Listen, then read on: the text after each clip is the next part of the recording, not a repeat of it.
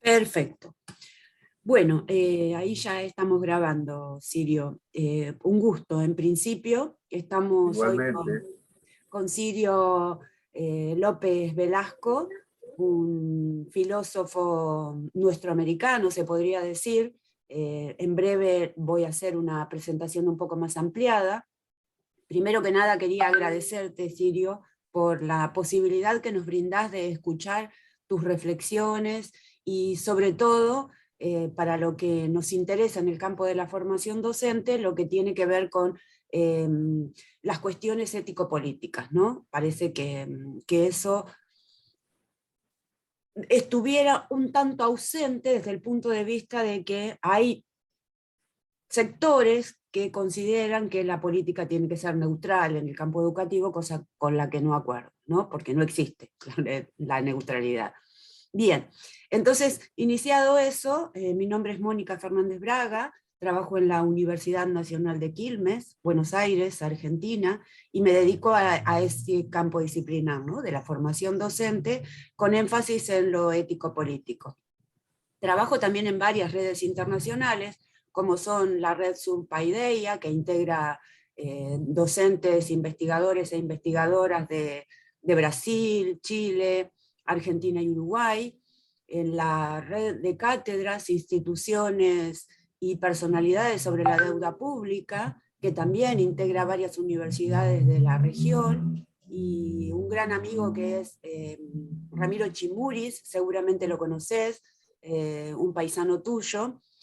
Bueno, él coordina esa red y desde ese lugar hemos hecho varios encuentros en vínculo con la cuestión de la deuda pública, que no solamente tiene que ver con lo económico, sino con todo lo cultural.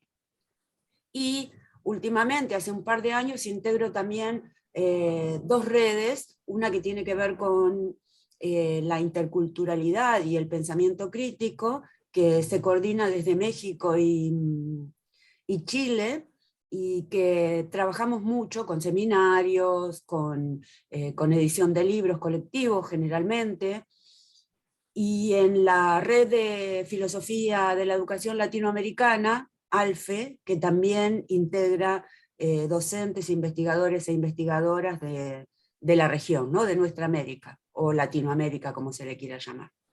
Bueno, desde ese lugar, nuevamente agradezco, Sirio, por brindarnos esta posibilidad. Como verás, estamos muy interesados en tener un registro de tu pensamiento. Disculpas por los sonidos, pero acá pasa un ómnibus.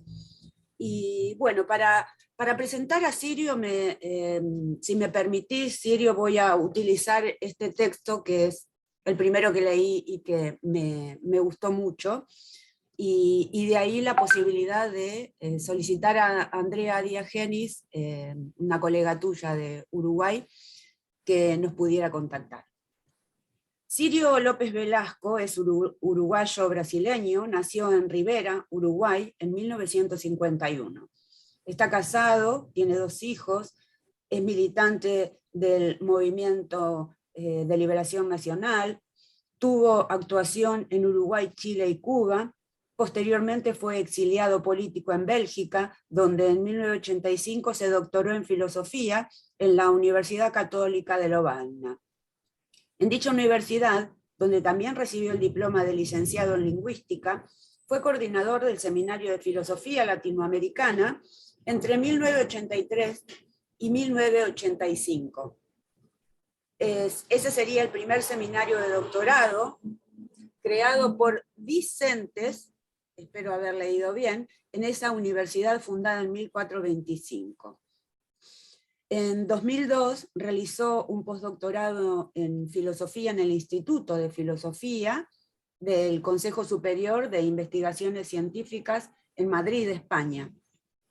En 1988 fue electo vicepresidente de la Asociación Internacional de Viejos Filósofos en el 18 Congreso Mundial de Filosofía realizado en Brighton, Inglaterra.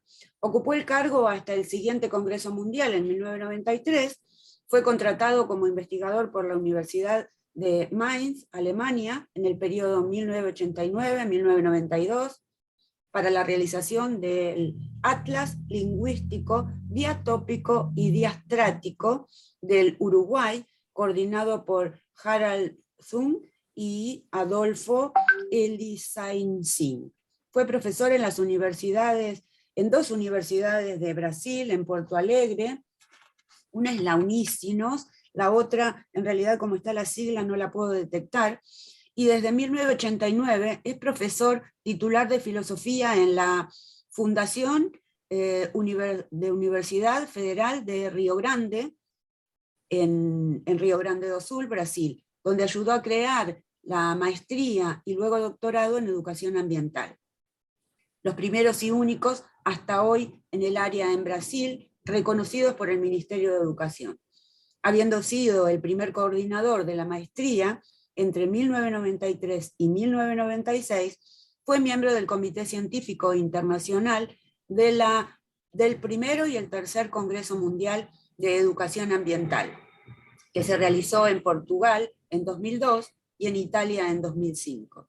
Es miembro cofundador del Corredor de las Ideas en el Cono Sur, espacio que agrupa a docentes universitarios de filosofía y ciencias humanas de la religión, y de los grupos de trabajo Ética y Ciudadanía de la Asociación Nacional de Investigadores de Posgrado de Educación en Filosofía, y del programa de posgrado en Educación Ambiental de la Universidad Federal de Río Grande. Fue secretario en Río Grande de la Sociedad Brasilera para el Progreso de la Ciencia, además de varios artículos impresos o electrónicos que vieron la luz en Brasil, América Latina, Europa y Estados Unidos. Entre sus publicaciones se destacan los siguientes libros: Reflexiones sobre la filosofía de la liberación, Ética de la Liberación, volumen 1, Ética de la Liberación, volumen 2, y Ética de la Liberación, volumen 3.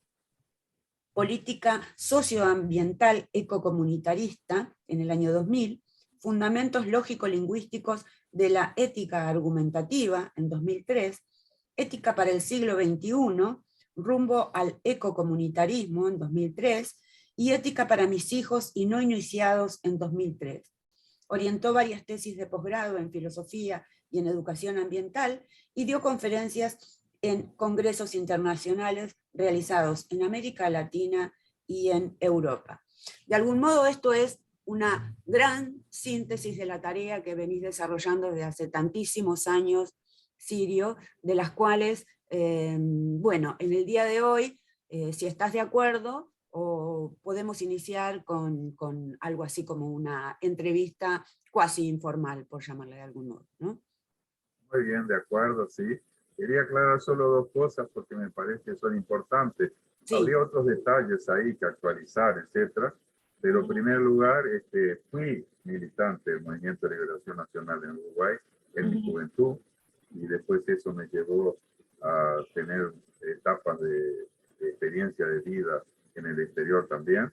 Y después de los libros que mencionaste, me gustaría mencionar, entre varios otros que publiqué posteriormente, La Ética Comunitarista, publicada en un solo volumen en México, que reúne aquella trilogía ya agotada de Ética de la Liberación. Y en el 2017 publico, por ahora solo en versión portuguesa, una contribución a la teoría de la democracia, donde trato de aplicar mi propuesta ética y sus implicaciones para una alternativa comunitarista a esta cuestión tan importante de la política desde el ángulo de la democracia. Bien, bien. Excelente, gracias por esa aclaración, porque es importante también el último trabajo, que para mí de algún modo tiene mucho que ver con lo que solemos llamar educación intercultural, porque bueno, toca como varias aristas, ¿no? del tema educativo, el ambiental, el cultural, el lingüístico, y de algún modo parece que nos acercamos a esa ansiada interculturalidad. Bien, Entonces, inicio con unas preguntas sintéticas que seguramente van a disparar algún que otro interrogante más. En base a la lectura de este CV resumido que les hacía anteriormente, considero muy significativa su inmensa trayectoria de militancia por la liberación uruguaya en particular y latinoamericana en general. Cuando yo pienso en la liberación nacional, no solamente estoy pensando en el movimiento de liberación nacional, ¿no?, de los años 70, sino que estoy pensando en algo así como lo decolonial que venimos trabajando últimamente, ¿no? Creo que la liberación tiene que ver con eso, con descolonizarnos intelectualmente, ¿no? Entonces, por eso me parece muy significativa esa trayectoria. Además, tiene una extensa formación y acción académica en ese camino de vida. Sirio ha realizado un recorrido filosófico sobre campos disciplinares, tales como lo político y la política, lo educativo, lo ético, y sobre todo el tema ambiental, ¿no? Pero entre otros, digo. No se trata de cualquier ética, y ahí es donde vamos a ir al punto, ¿no?, sino de una que piensa y actúa para la liberación de nuestra América. En ese marco, Sirio, ¿podrías contarnos en qué contexto surge tu perspectiva ética? ¿Qué realidades y en qué geoculturas fuiste ganando experiencia, sabiduría, conocimientos científicos para elaborar esas propuestas teórico-prácticas? Bueno, hay que decir en primer lugar a todos aquellos que quieran vernos y oírnos que lo que aquí vamos a hacer es una especie de presentación muy sintética de titulares, de cuestiones importantes. Después las y los interesados tendrán que consultar en los libros y artículos que vengo dedicando a estas cuestiones desde hace ya unas 4 décadas, ¿no? Básicamente respondería a tu pregunta con 3 puntos. En primer lugar, toda esta reflexión e inquietudes de carácter filosófico político parten de una experiencia de vida concreta. Experiencia de militancia política en Uruguay, que empecé cuando era adolescente y que después, por determinación de la organización en la que milité, me mandaron al exterior, en principio al Chile, en la época de Salvador Allende, donde se estaba intentando construir una transición pacífica hacia el socialismo. Y después me mandaron hacia Cuba, donde pude ver el trabajo diario de la gente de a pie, y no solo de aquella que tenía alguna responsabilidad política, cómo era la experiencia concreta de ese pueblo en el intento de construir una sociedad que superara al capitalismo, concretamente una sociedad con perspectiva socialista.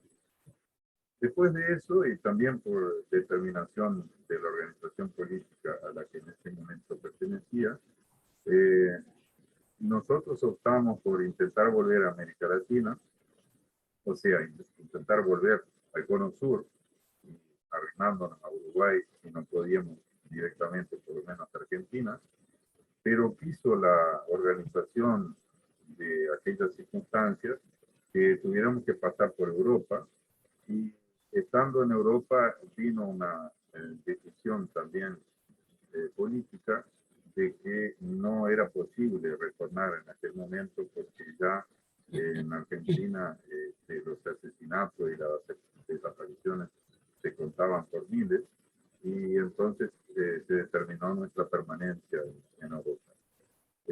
Aprovechamos por lo tanto a estudiar, ahí vinieron mis estudios de filosofía, que terminan con un doctorado que yo defendí en marzo de 1985, y en este trajinar de los estudios, el intento básico era profundizar en el análisis que nosotros teníamos de la realidad latinoamericana, más concretamente del Cono Sur, para hacer nuestra crítica a lo que se estaba viviendo y para hacer nuestras proyecciones de la sociedad diferente que nosotros queríamos ayudar a construir. Entonces ahí viene un camino que ya transita por la filosofía y la lingüística, porque al mismo tiempo yo hice estudios de lingüística, terminé la licenciatura en lingüística, Y básicamente se juntaron los siguientes componentes que responden a esa inquietud que tú planteabas de cómo se fue construyendo esta reflexión. Por un lado, entender mejor la filosofía de América Latina. Y ahí hubo autores importantes en aquel momento, como fueron en especial Augusto Salazar Bondy y Leopoldo Sea. Simultáneamente, una interiorización de la filosofía del lenguaje ordinario, especialmente en la obra de John Austin, especialmente su libro Cómo hacer cosas con palabras, que se juntaron a su vez con la crítica que había hecho Marx al capitalismo, para entender lo que se podía llamar el metabolismo del capital en las diversas dimensiones que Marx analizó, y en la proyección muy genérica que él dio de qué tipo de sociedad tenía que sustituir al capitalismo para bien de la humanidad. Y en algunas frases sueltas, pero importantes, Marx, también para el bien de la naturaleza no humana, porque en una de esas frases dice Marx que el capitalismo socava no solo al ser humano, sino también a la tierra, ¿no? Y por último, yo diría que otro elemento que descubrí en esa caminata de los estudios filosóficos en Bélgica fue el ecologismo europeo. Porque en aquellos momentos de fin de los años 70, inicio de los años 80, esta cuestión de la discusión ecológica no era muy frecuente entre nosotros los militantes que habíamos participado en la lucha política, sea pacífica, sea militar, en América Latina, y aquella perspectiva fue para mí un descubrimiento. Todo esto se fue juntando, se fue articulando. Por ejemplo, mi tesis doctoral yo la dediqué al principal filósofo uruguayo, Carlos Ferreira, y cuando ayudé a crear aquí en Brasil, posgrado de educación ambiental, confluyeron todas esas reflexiones, inquietudes, contribuciones para una propuesta propia, que fue la propuesta que desarrollé de intentar una fundamentación última de la ética, y a partir de esa fundamentación última de la ética, una crítica a las diversas dimensiones del capitalismo y una apertura hacia el horizonte del nuevo orden socioambiental que nosotros queremos que sustituya al capitalismo para el bien de la humanidad y del planeta. Excelente. Voy pensando en cómo es el caminar el mundo, ¿no? El caminar la tierra, de algún modo nos va brindando las posibles experiencias de vida, pero no solamente de vida, sino también de colaboración con la vida de la alteridad, ¿no? Me parece muy importante eso, porque hay algo en nuestro espíritu, o como le quieran llamar, ¿no? En nuestra genética cultural, que nos hace caminar por esos lugares en los que vamos recolectando como esa información para poder de algún modo pensar nuestra América, que es lo que últimamente nos está interesando, ¿no? Así que gracias, Sirio. Entonces, ahora, continuando con algo así como el esquema de las preguntas, bueno, desde mi interpretación, esta es mi interpretación particular sobre tu ética de la liberación, considero que tu trabajo es superador de la ya clásica ética de Dussel, que sabemos que es de los años 70 del siglo pasado, ¿verdad? Desde ese lugar, ¿cuáles serían, según tu consideración, si es que las hay, las similitudes y diferencia entre la teoría ética de Dussel y la que has creado vos? Bueno, yo tengo que decir que con la megalomanía propia de los artistas, considero que mi propuesta no solo se diferencia de la de Enrique Dussel, a quien conocí muy bien y seguí leyendo por mucho tiempo, sino también se diferencia de cualquier otra propuesta ética. ¿Por qué? Porque en primer lugar, yo trato de pasar por encima de aquel abismo que se había abierto desde los tiempos de David Hume entre las expresiones que tratan del ser y las expresiones que tratan del deber ser. Concretamente, yo propongo que las normas éticas deben ser entendidas y propuestas como casi razonamientos causales o cuasi razonamientos causales. ¿Qué es un cuasi razonamiento causal? Es una expresión lingüística que se compone de tres partes.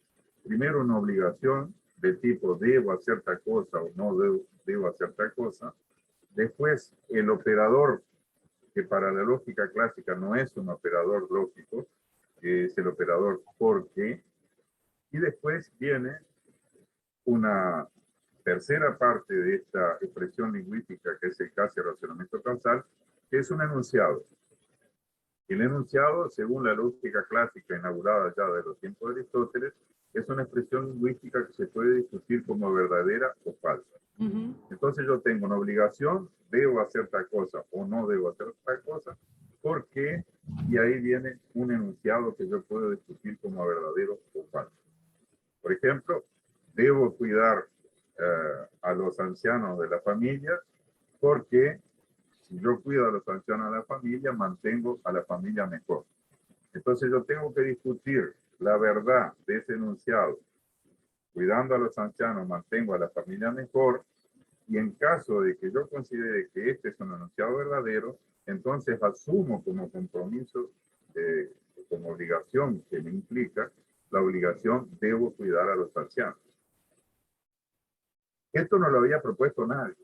O sea, hay algunas formulaciones que tienen alguna aproximación, pero nunca con esta concretud que yo le doy a la reformulación de las normas éticas como cuasi razonamiento causal. ¿Cuál es la gran novedad de esto? Como ya lo dije, se rompe el abismo, se supera el abismo abierto desde David Hume, porque ahora yo puedo discutir deberes, o sea, obligaciones, que tienen un contenido ético, a partir de enunciados que yo puedo jugar como verdaderos o falsos.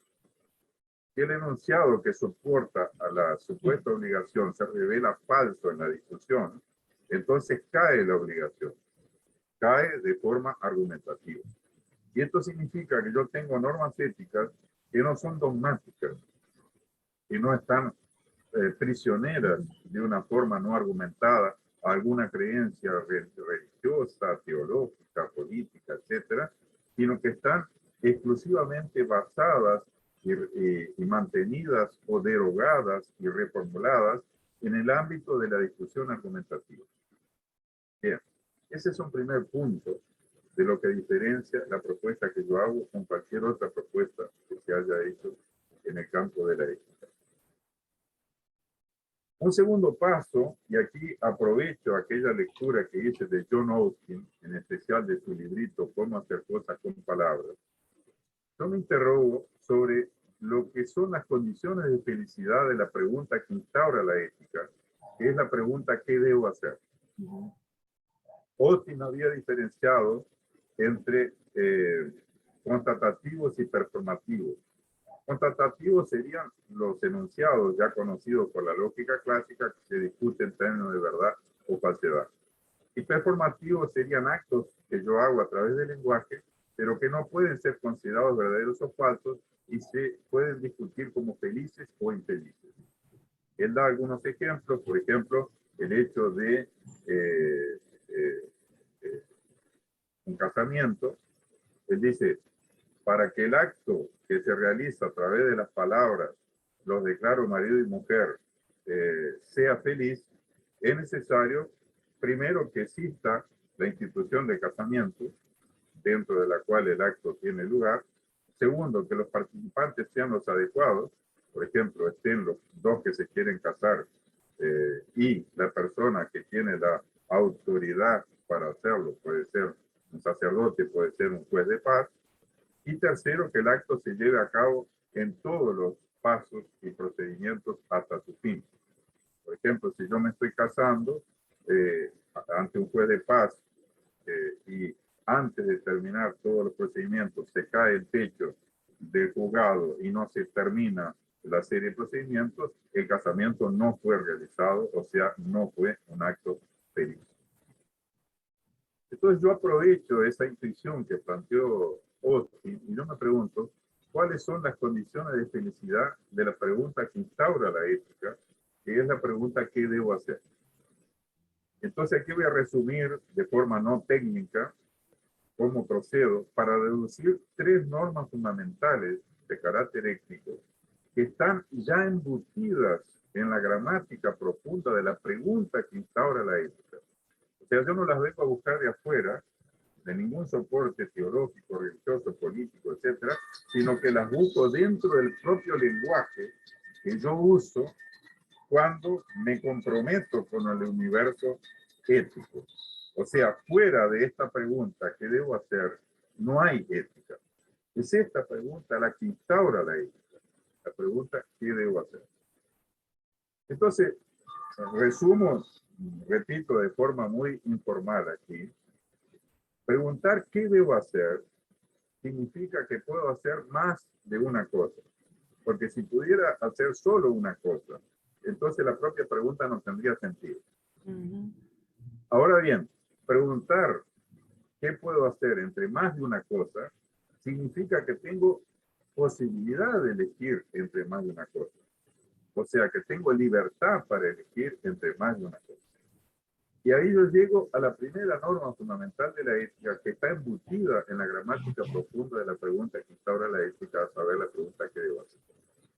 Esta primera norma dice, debo luchar para garantizar mi libertad individual de decisión porque esto es lo que hace que la pregunta que debo hacer sea feliz. Bien. ¿Significa la primera norma de la ética que yo soy libre? Y acá hay muchos filósofos que discutieron, algunos diciendo sí, el ser humano es libre, no, el ser humano no es libre. Y yo digo, no, lo que la primera norma fundamental de la ética me exige es que yo luche para intentar garantizar mi libertad individual de decidir. Y ya esta formulación significa reconocer que en este mundo que yo vivo, concretamente en el mundo capitalista, no soy libre. Lo que la ética me obliga en su primera norma, a que yo luche para garantizar mi libertad individual de decidir. Y esto significa ejercer esa lucha en todos los planos. En el plano de mi familia, no puede haber un pater familia que decide todo y el resto no decide nada. En el plano de la empresa, no puede haber un patrón o un representante del patrón que decide todo y el asalariado tiene que aceptarlo todo porque de eso depende su salario y su subsistencia de su familia. Tiene que ver con la política. No puede ser que solo unos pocos decidan y la gran mayoría soporte las consecuencias de esas decisiones sin capacidad para decidir. En la comunicación, no puede ser que pocos decidan lo que se comunica y cómo se comunica, y la gran mayoría serán simples consumidores que no tienen ninguna posibilidad de incidir sobre esa comunicación. En fin, sobre todos los ámbitos de la vida humana. Pero, atención, la primera norma de la ética que me exige luchar para garantizar mi libertad individual de decidir, dice que esa libertad es indeterminada, es absoluta.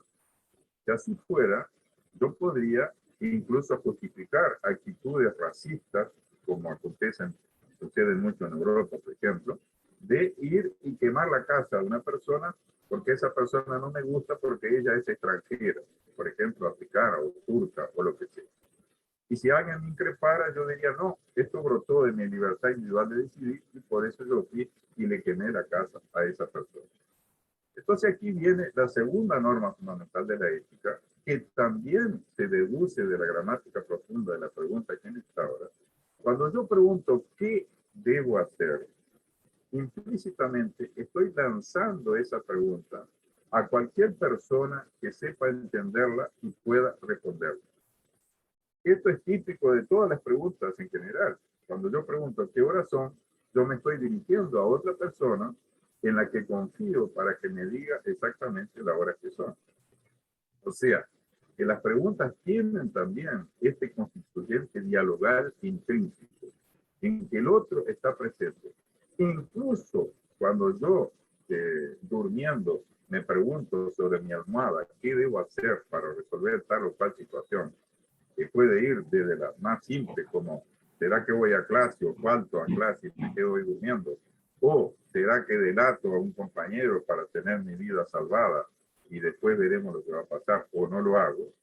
Bien, incluso en esa situación, el otro está presente porque yo, queriéndolo o no, imagino qué diría mi mejor amigo o mi peor enemigo ante la decisión que yo voy a tomar. De tal manera que el qué debo hacer se dirige a otro, siempre, ¿verdad? Esto lo descubrí no en un laboratorio encerrado entre cuatro paredes, sino en una experiencia concreta muy práctica. Yo venía en un ómnibus y una señora le pregunta a su vecina de asiento si creía que ella debía divorciarse de su marido, porque éste la traicionaba reiteradamente. Entonces la pregunta era, ¿debo divorciarme de mi marido? Lo que tenía obviamente un contenido en última instancia ético, porque tenía una obligación embutida. ¿Debo hacer tal cosa o no debo hacer tal cosa? Bueno, ¿qué pasa cuando esta señora en el ómnibus donde yo iba le pregunta a su vecina de asiento si debía divorciarse de su marido? Para su gran sorpresa, a los 5 minutos, la mitad del ómnibus estaba opinando sobre lo que ella debía hacer o no debía hacer. O sea que para mí eso fue la comprobación práctica de que realmente cualquier pregunta que yo lanzo en relación a lo que debo hacer tiene intrínsecamente un componente dialógico. Está dirigido a otro. Y aquí viene la deducción de la segunda norma fundamental de la ética, que dice que aquella libertad individual de decisión por la que tengo que luchar según la primera norma de la ética no es limitada, sino que ella está sometida a la búsqueda de consenso con nosotros sobre lo que yo debo o no debo hacer. Y esto es fundamental porque le saca al racista que va a quemar la casa del africano o del turco el supuesto argumento que tendría para defender su posición. ¿Por qué? Porque en el caso, ni el turco ni el africano fue consultado sobre si quería o no quería que su casa fuera quemada. O sea, no hubo búsqueda de construcción consensual de la conducta sobre lo que se debía o no se debía hacer.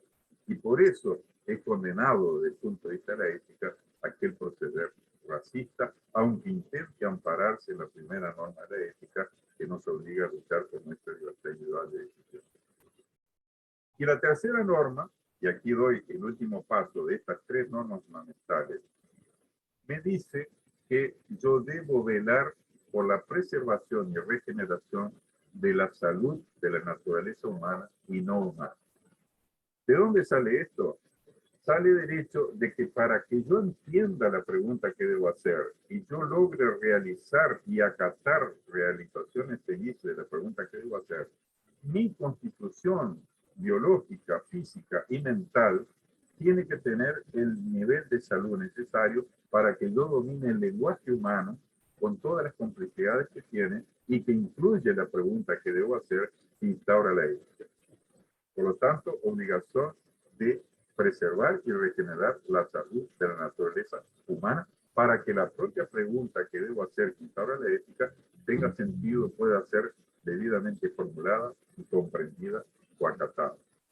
Y en relación a la naturaleza no humana, es porque se sabe que, por ejemplo, ciertas radiaciones perjudican a tal punto el desarrollo de un ser humano en el nivel intrauterino o en la primera momento después del nacimiento, que hace imposible el dominio completo del lenguaje que lleva a entender, formular las preguntas que debo hacer que instaura la ética.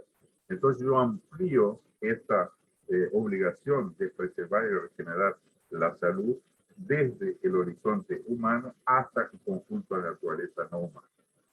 Estas son las tres normas fundamentales de la ética que nunca habían sido deducidos en este procedimiento y que, a pesar de ser bastante genéricas, son tan fundamentales que me permiten criticar al capitalismo en todas sus dimensiones y proponer una alternativa punto a punto que se corresponda a las tres normas fundamentales de la ética. Esto va a funcionar para todas las dimensiones del ecomunitarismo que muy resumidamente después vamos a abordar aquí. Gracias de nuevo, Sirio. Seguiría preguntando, pero lo voy a dejar para otra oportunidad, porque si no vamos a estar mucho tiempo en este diálogo. Bien, claro, de esto que venías comentando, surgen las tres categorías de la ética de la liberación, ¿no?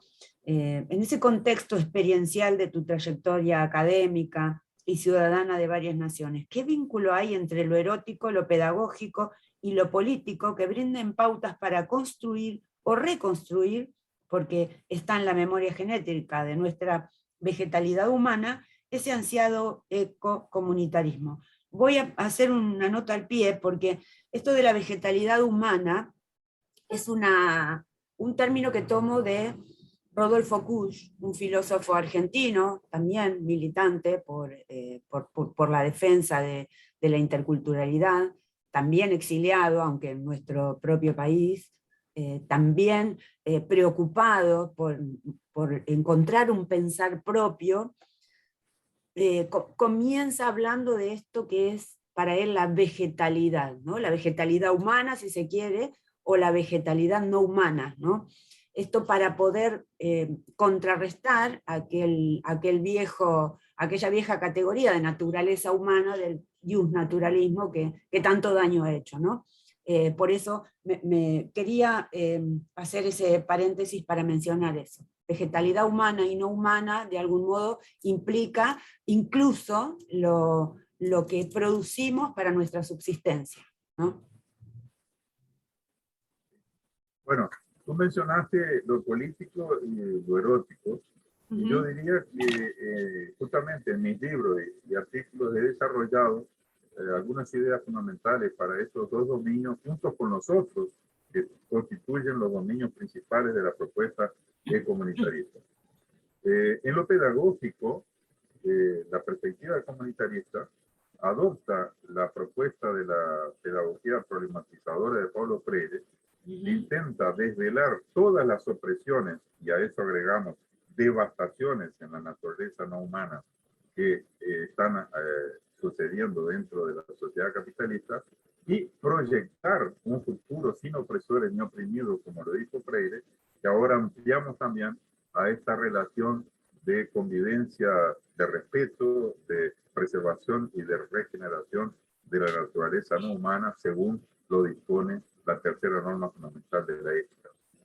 Y más concretamente, en el ámbito pedagógico, yo tengo propuestas de directrices para el trabajo en la educación formal y el trabajo en la educación no formal.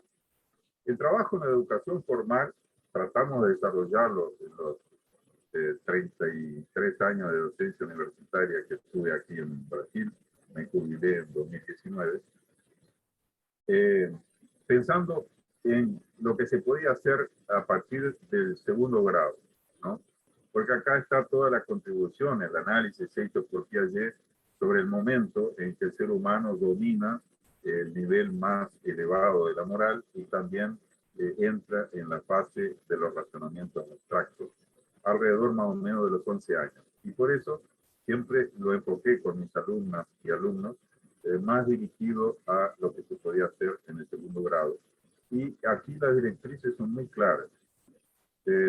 Teniendo en cuenta la crítica que se le hace al capitalismo en mi obra, desde el punto de vista económico, desde el punto de vista ecológico, desde el punto de vista político, desde el punto de vista comunicacional, desde el punto de vista estético, entonces nosotros tenemos que tener un panorama que apunte a analizar los grandes problemas socioambientales que se dan en el día a día de la vida nuestra, de nuestros alumnos, en el lugar donde vivimos, y apuntar a soluciones que vayan resolviendo por lo menos parcialmente esos problemas en la dirección que nosotros queremos, que sería la dirección del ecomunitarismo.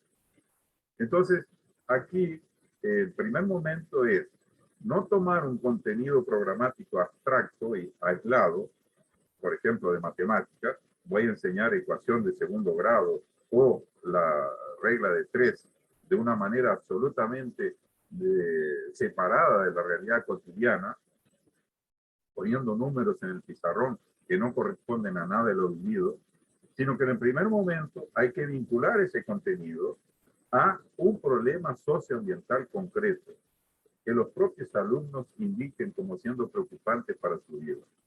Por ejemplo, en el área de la salud, en el área de la vivienda, o en el área de la desocupación y ocupación, etcétera, etcétera.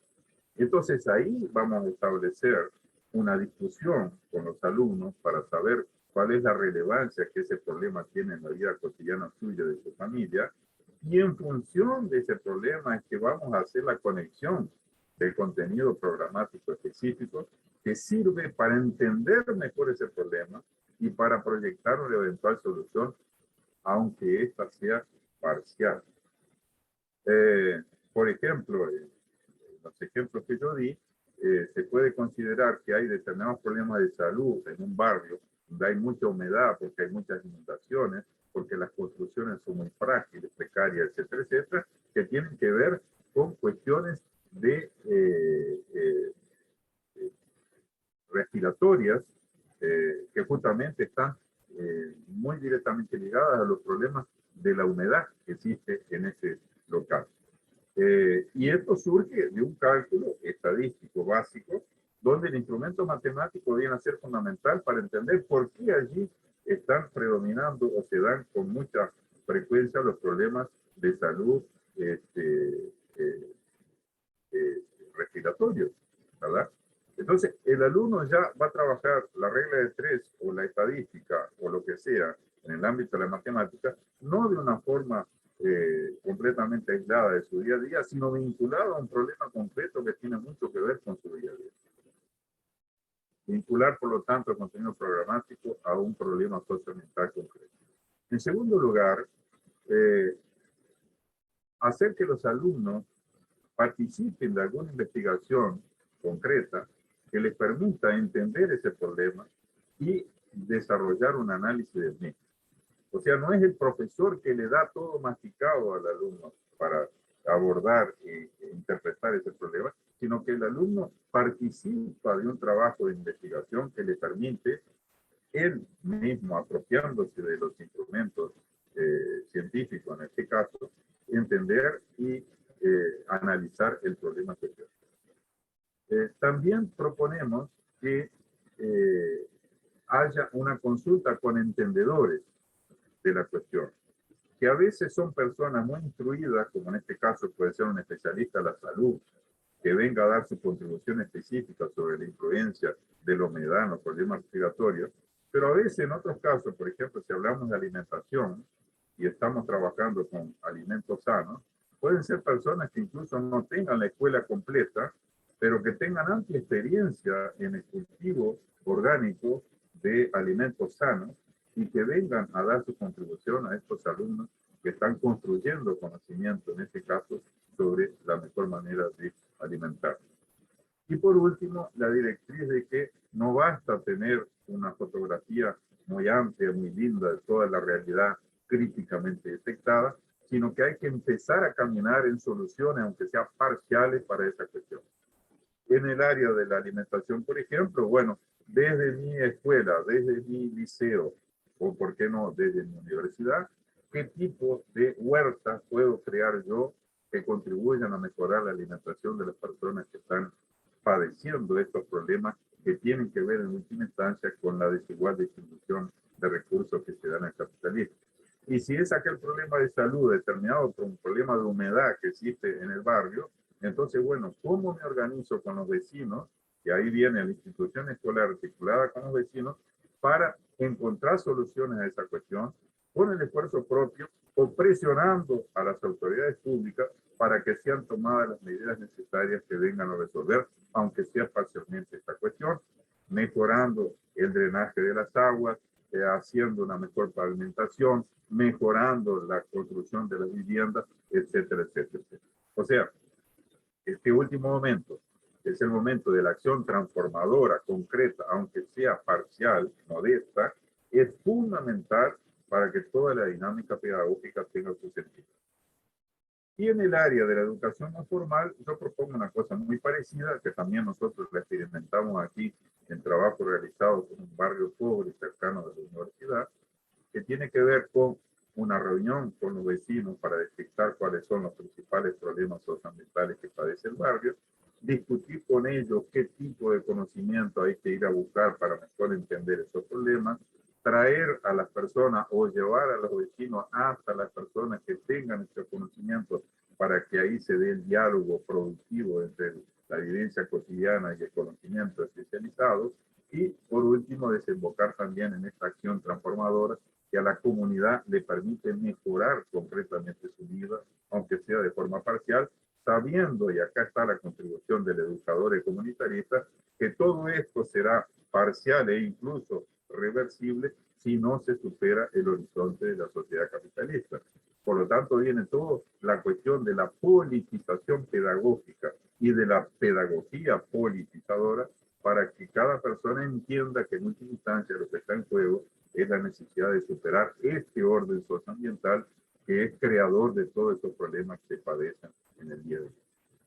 En lo erótico, y respondo a su cuestión, yo he escrito en el segundo volumen de Ética de la Liberación, está recogido en la Ética Comunitarista publicada en México en 2009 en un solo volumen, algunas propuestas de qué implica la aplicación cotidiana de las tres normas fundamentales de la ética en el universo erótico. En primer lugar, la libertad individual para decidir. Significa no puede haber vínculo erótico impuesto.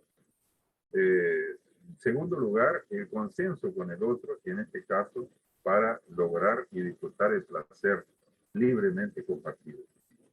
En tercer lugar, que esa relación, ese vínculo sea sano para ambas partes. Y ahí tenemos una base ética para criticar ciertas prácticas que puedan ser nocivas para una o para las dos partes. Y yo aclaro que la aplicación de las tres normas fundamentales de ética, la libertad, la búsqueda de consenso y la salud humana, en este caso, vale tanto para las parejas heterosexuales como para las parejas homosexuales. Aquí no está en cuestión una divergencia ética fundamental. Las normas valen tanto para un caso como para otro caso, porque incluso se constata que a veces parejas homosexuales que son construidas ejerciendo el legítimo derecho a la opción sexual que cada persona tiene, pueden ser tan o más represivas que aquellas parejas heterosexuales donde, por ejemplo, prima el machismo de forma indiscutible, ¿verdad? Porque a veces sucede en las parejas homosexuales que hay un polo dominante y otro polo dominado.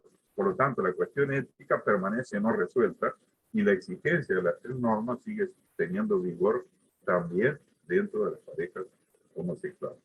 Y como cuestión básica de la crítica ética en el nivel erótico, la necesidad de superar el machismo, o sea, esta opresión secular que viene de mucho antes del capitalismo y que también ha contagiado experiencias supuestamente por capitalistas, hay que superar el machismo y hay que superar también la homofobia, respetando la libertad de opción sexual que las personas quieran hacer. Bien, esas dos dimensiones hay que agarrarlas juntas y por eso el comunitarismo es una vasta construcción estructural de carácter utópico, porque nunca será plenamente realizable. Pero como lo dijo Fernando Birri en aquella expresión que popularizó Eduardo Galeano cuando se pregunta ¿para qué sirve la utopía? Porque cuando caminamos 10 pasos ella se aleja 10, cuando caminamos 100 pasos ella se aleja 100. Bueno, sirve exactamente para caminar, para que no nos quedamos parados. Entonces el comunitarismo es esta vasta propuesta, es un horizonte guía para que estemos caminando, aunque sepamos que nunca será plenamente realizado. Hablé de lo pedagógico, hablé de lo erótico, se junta la economía ecológica y sin patrón.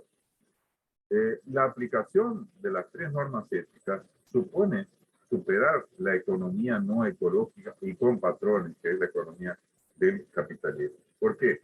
Porque es necesario construir una comunidad de producción, distribución y consumo en que se respete la libertad de las personas, en que ellas construyan consensualmente lo que desean producir, para qué producir, cómo distribuir y cómo consumir, incluyendo el respeto, la preservación, la regeneración de la naturaleza no humana, porque siempre esta actividad productiva tendrá consecuencias directas o indirectas sobre la naturaleza no humana.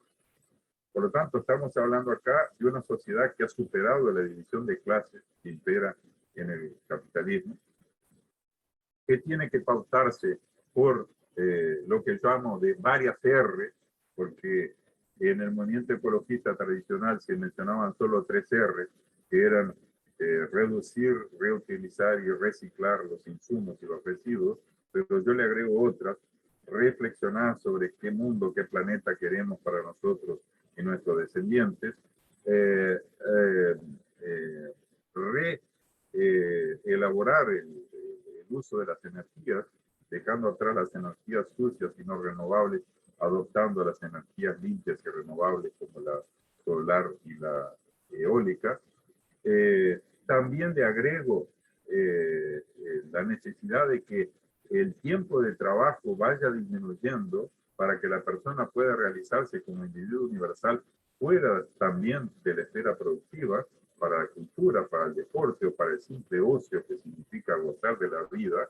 Para eso la actividad productiva tiene que ir disminuyendo. Y para que esto sea posible, además de la tecnología, lo que ayudaría mucho es que el tiempo fuera distribuido entre todos, cada uno trabajando menos en la medida en que todos pudieran trabajar. Por lo tanto, superación del desempleo, que es crónico en el capitalismo, incorporar la contribución de todos, siguiendo aquel viejo eslogan que también es lema del comunitarismo, de cada uno según su capacidad y a cada uno según su necesidad, respetando los equilibrios ecológicos y la interculturalidad.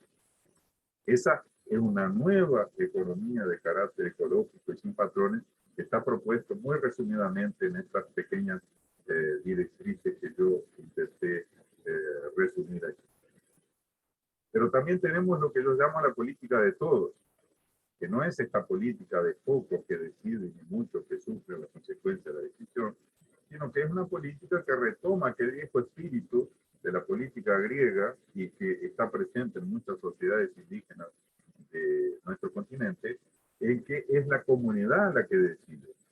Entonces, esta política de todos tiene que ser básicamente una política que tiene su raíz en la democracia directa. Y cuando no es posible esta democracia directa, que ahora está muy facilitada por Internet, que permite que personas, incluso situadas en geografías muy diferentes, puedan informarse profundamente, discutir profundamente y por último decidir en base a esa información y esa discusión profunda, cuando no es posible el ejercicio de esta democracia directa, porque no todo se puede hacer en todo momento con la discusión de todos, entonces por lo menos democracia participativa, en que las personas están pudiendo exigir de aquellos que están decidiendo los motivos, pueden cambiar las decisiones que ellos pueden tomar en un cierto momento. Acá hablamos de una democracia de la información, del control de ciudadanos, y cuando es indispensable mantener algunos niveles de democracia representativa, el drama del actual capitalismo es que los supuestos representantes no representan a los supuestos representados. Entonces, cuando sea indispensable mantener algún nivel de democracia representativa, por lo menos que los mandatos sean limitados, por ejemplo, a 2, ya hay algunos países que lo han asumido como regla política, y que los que están en los mandatos puedan ser revocados en cualquier momento por decisión de aquellos que lo eligieron cuando no están haciendo las cosas de la manera en que ellos prometieron que iban a hacer. Entonces aquí la política de todos es básicamente lo más posible democracia directa. Cuando no es posible, lo más posible democracia participativa. Y en último caso, cuando no es posible y es indispensable mantener de democracia representativa, limitación de mandatos, revocación de los mandatos en función de la decisión de los electores que han elegido a estos representantes. Otra dimensión del comunitarismo, lo que yo llamo la comunicación libre y simétrica, significa poner en manos de las comunidades, empezando por las pequeñas agrupaciones de los vecinos, de los trabajadores, de las comunidades indígenas, de la agrupación de estudiantes, etcétera, los actuales latifundios mediáticos para que la comunicación sea horizontal y simétrica. O sea, cada ciudadano no solo es consumidor de información y comunicación, sino que es productor. Y esto tiene que articularse a partir de las agrupaciones que empiezan por lo local. Y a partir de lo local se va extendiendo hasta el nivel regional, nacional y, por qué no, planetario. Y por último, y esto lo he desarrollado poco todavía en mi obra y llamo a los interesados a que lo sigan trabajando, una estética de la liberación.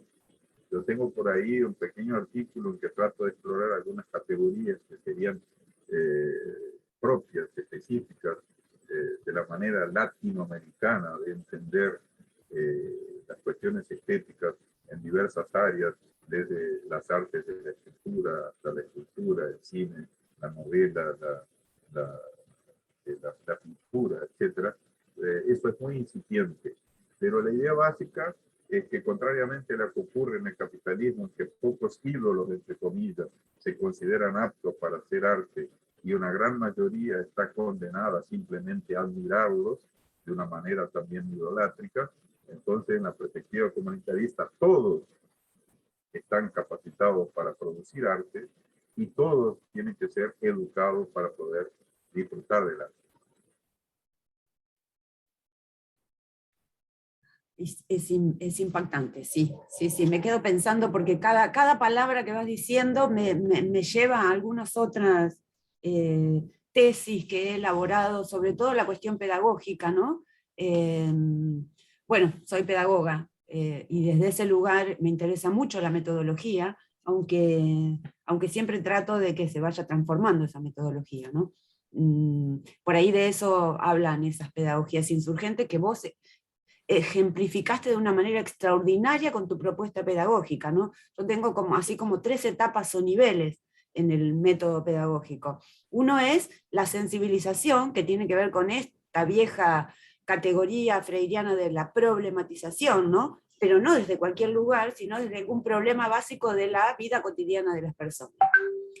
La segunda propuesta, que más o menos vos mencionás como la investigación o la búsqueda de información, es algo que tiene que ver, que yo llamo teorización, ¿no? Que vincula de algún modo en la búsqueda de información científica, básicamente. Y si uno le quisiera poner una vueltita dialéctica a esto, la tercera etapa de ese método pedagógico es el agenciamiento, es decir, utilizando esa capacidad de hacer y de transformar que tenemos los seres humanos, ¿no? Entonces, creo que lo que viniste explicando sobre la parte pedagógica de tu ética me parece que tiene mucho que ver con eso y me resulta absolutamente interesante. Y esto de la política también, ¿no? Esto de la política sería maravilloso que uno pueda organizarse en algo así como una consulta popular, el poder sacarnos de encima a esos nefastos neoliberales que suelen tener nuestra América, pero que a veces ni siquiera son neoliberales, sino que por mor de acordar con el resto, terminan asociándose a esas viejas ideas capitalistas explotadoras, ¿no? Y asesinas, desde algún punto de vista. Así que bien, me atrapa todo lo que vas diciendo y ya mi cabeza va pensando en la oportunidad de dialogar en otra oportunidad con estudiantes y con compañeros, ¿no? Con colegas, digo, compañeros y compañeras. Bueno, estamos en la cuarta, si no me equivoco, y mi idea, siempre pienso desde mí, ¿no? Hace varios años que vengo escribiendo sobre posibles pedagogías insurgentes, que también podríamos llamar interculturales, entendiendo estas pedagogías complejas como anticoloniales, antipatriarcales y anticapitalistas, o por lo menos antiimperio, ¿no? ¿Cuáles serían tus consideraciones si dijese que ecocomunitarismo se asemeja mucho a una pedagogía intercultural. De algún modo ya lo fuiste respondiendo, ¿no? En lo que venías diciendo, pero a lo mejor podés establecer alguna que otra. Sí, yo quería agregar brevemente que he leído tu último libro sobre la pedagogía insurgente. Me parece muy interesante la recuperación que haces, no solo de contribuciones como la de Rusia, sino también de Simón Rodríguez, de Martí, de Mariátegui. Y esto nos lleva a la cuestión de la presencia indígena, de la importancia de la cultura indígena en América Latina. En mi caso, la aproximación a la cuestión intercultural data de estos últimos años de mi obra, por lo menos en la parte más explícita, y esto se ha plasmado más en artículos, incluso algunos muy recientes, de poca dimensión, pero donde trato de hincar el diente a esta cuestión, porque mi inspiración viene de dos filósofos, uno cubano hace muchos años radicado en Alemania, que es Raúl Cornel Betancourt, y el otro colega chileno, Raúl Sala Astraín, que ahora hace poco organizó junto con un colega chileno también, José de la Fuente Arancibia, un libro que trata de mi obra en la lectura chilena, ¿no? Ellos me abrieron esa puerta, esa inquietud hacia la necesidad de una aproximación intercultural de la filosofía. Y el segundo gran elemento que viene a alimentar esta reflexión de mi parte es la experiencia del Estado Plurinacional de Bolivia, porque ahí me parece que se plasma de una manera ejemplar una vertiente fundamental de lo que se llama un nuevo constitucionalismo latinoamericano, en que realmente la cultura indígena asume una importancia no solo en su expresión, digamos, cotidiana, sino también institucional. Cómo se presenta o no se presentaba hasta entonces y ahora trata de presentarse en todas las esferas institucionales, empezando por las esferas de gobierno, siguiendo por las distintas esferas de la educación, la cultura, etcétera, etcétera, ¿no?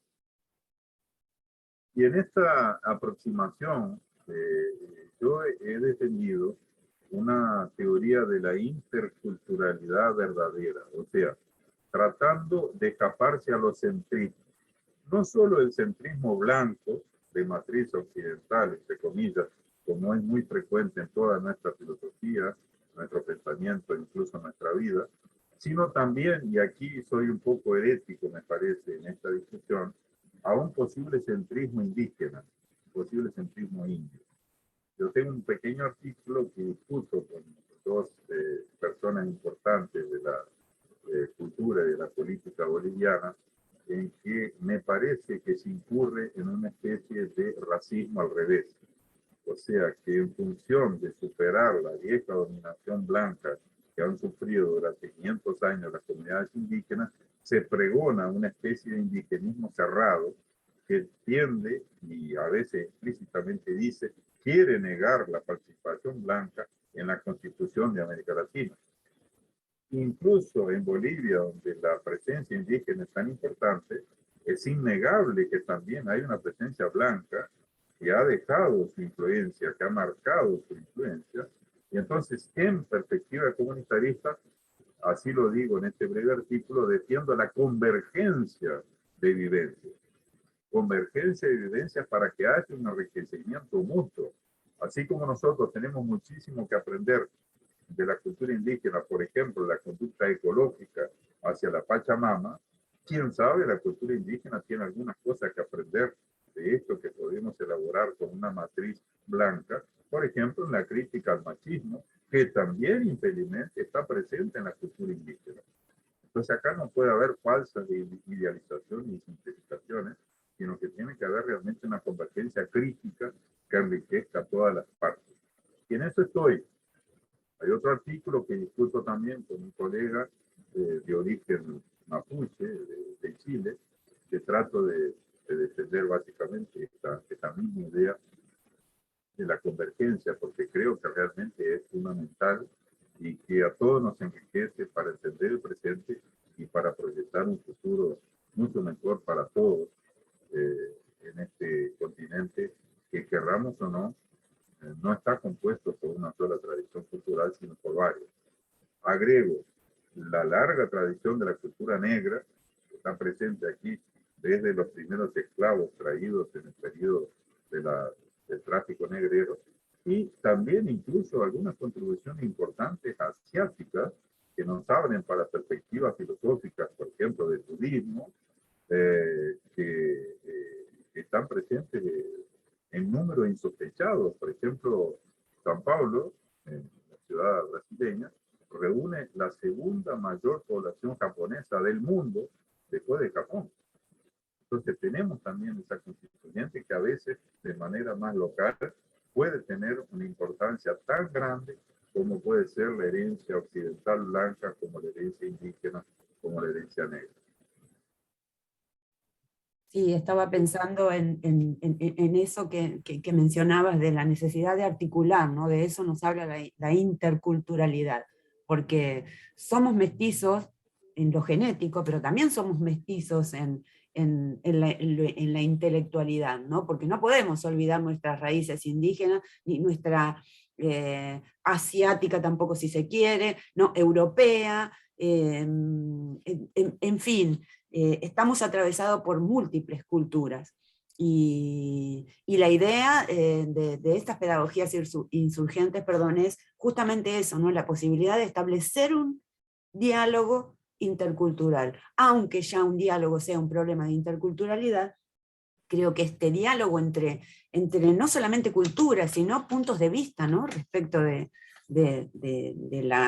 las inquietudes o de esto ético, ¿no? De preguntarnos qué debo hacer, ¿no? Esa pregunta fundamental de la ética que se nos olvida tanto, me parece que es importante, porque tal vez si dirigimos, como decís vos, la pregunta, el qué debo hacer a la alteridad, la cuestión sería menos traumática en ocasiones, ¿no? Así que bueno, gracias por todos los aportes, Sirio.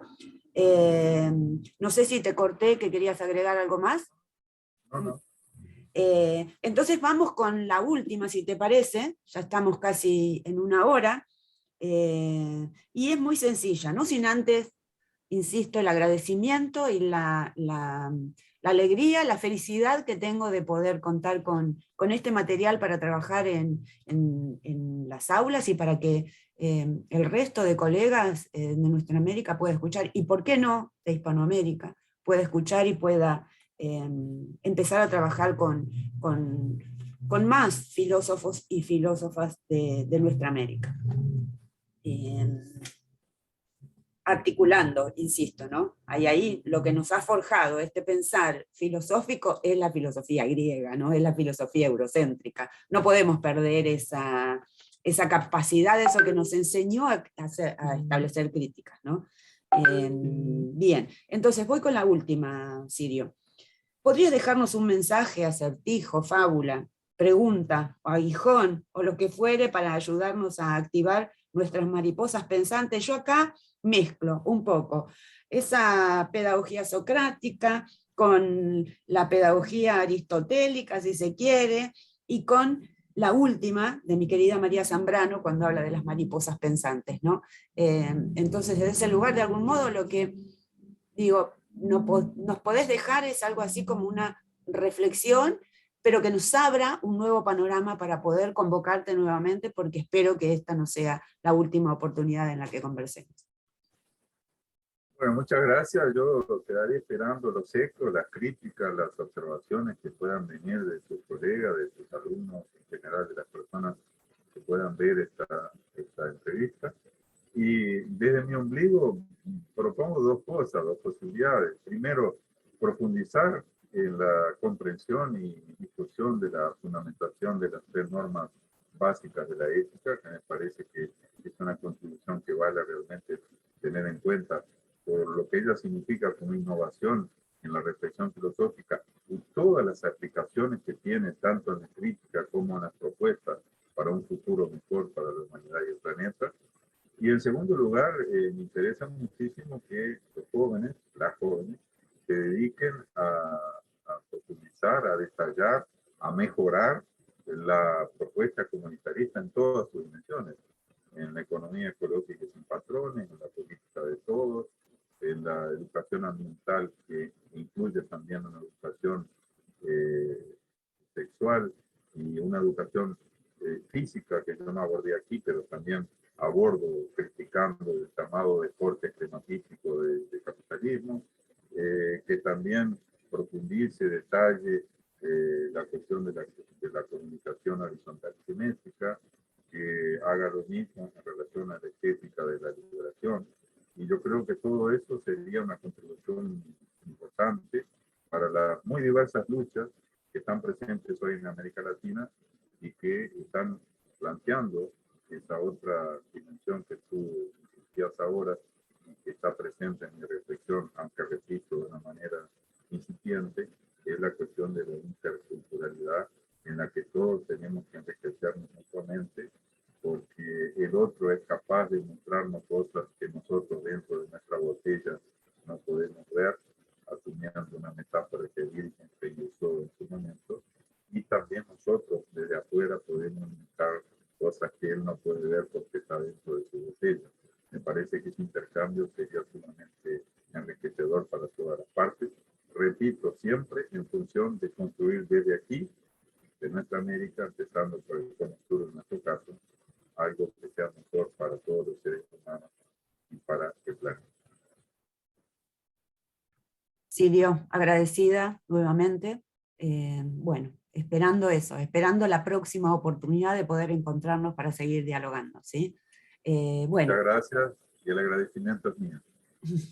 Bien.